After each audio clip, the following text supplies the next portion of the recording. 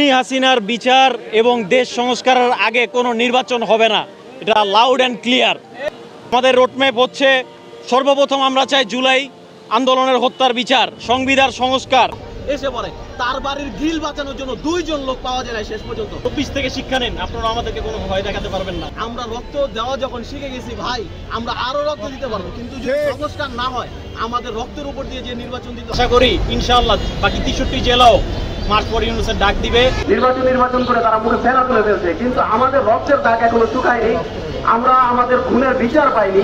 এর আগে নির্বাচনের দাবিতে সবাই সরব হয়ে উঠেছে। সবাই বললে ভুল হবে, নির্দিষ্ট কোনো দল। আমরা তাদের বলতে চাই, আপনারা আমাদের রক্তের সাথে বেইমানি করবেন না।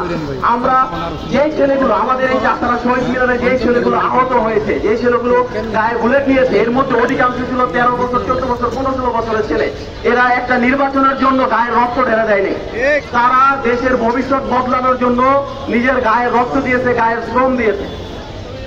আমরা চাচ্ছি আগে এই দেশে খুনি হাসিনার বিচার হবে এবং প্রয়োজনে যে সংস্কারগুলো, আপনারা জানেন আমাদের দেশে বর্তমানে দেশের অধিকাংশ লোকের সুষম খাদ্য থেকে বঞ্চিত। আমাদের শিক্ষা খাত প্রায় ধ্বংস।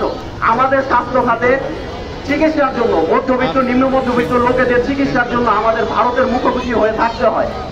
এর পরিপ্রেক্ষিতে ডক্টর মোহাম্মদ ইউনূস সাহেব চীনের সাথে সমন্বয় করে দেশে যে 3টি চায়না বাংলাদেশ ফ্রেন্ডশিপ হসপিটাল করতে যাচ্ছে, এ ধরনের আরো বড় বড় যে ধরনের প্রোগ্রামগুলো হাতে নিচ্ছে, এই সকল প্রোগ্রামগুলো বাস্তবায়ন হওয়ার আগেই যদি নির্বাচন হয় তাহলে আমরা শঙ্কা করছি এই ধরনের সংস্কারগুলো হবে না। এবং আমরা পূর্ববর্তী যে রাজনীতি ছিল একনায়ক সরকারের, আমার মনে হচ্ছে যারা এখন নির্বাচন করছে, আমি তাদের স্পষ্ট বলতে চাই, আমরা আপনাদের কথা, দিল্লির কথা এবং পতিত আওয়ামী লীগের কথা সুর প্রায় এক। এবং আপনাদের এই কথার কারণে আপনাদের গা থেকে পতিত স্বৈরাচারের গন্ধ পাচ্ছি। আপনারা যদি দেশের ভালো চান, আপনারা বলেন যে ব্যক্তির থেকে দল বড়, দলের থেকে দেশ বড়। যদি আপনাদের কাছে দেশ বড়ই হয়ে থাকে তাহলে আপনারা ডক্টর ইউনূস সরকারের হাত শক্ত করুন এবং দেশের অর্থনীতি সচল করুন। আইন শৃঙ্খলা সংস্কার, দেশের বাণিজ্য সংস্কার, রোহিঙ্গা সমস্যার সমাধান সংস্কার, সরকারি নিয়োগ ব্যবস্থার সংস্কার, সামাজিক ব্যবস্থার সংস্কার, পার্বত্য বিশৃঙ্খলা সংস্কার, ঘরবাড়ি রাস্তাঘাট সংস্কার, জাতীয় রাজনৈতিক নেতাদের সংস্কার, নির্বাচন ব্যবস্থার সংস্কার, স্থানীয় সরকার নির্বাচন, তারপরে আমরা চাই নির্বাচন। যারা আমাদেরকে বলছেন যে ভয় দেখাতে পারবেন, খুনি হাসিনাই আমাদেরকে কোনো ভয় দেখাতে পারেননি, তাই আপনারা এ থেকে শিক্ষা নিন, 24 থেকে শিক্ষা নিন, আপনারা আমাদেরকে কোনো ভয় দেখাতে পারবেন না। ইউনূসের উদ্দেশ্যে একটা কথা বলতে চাই, doctor Yunus, you will be the winner if you make every loser turn into winner.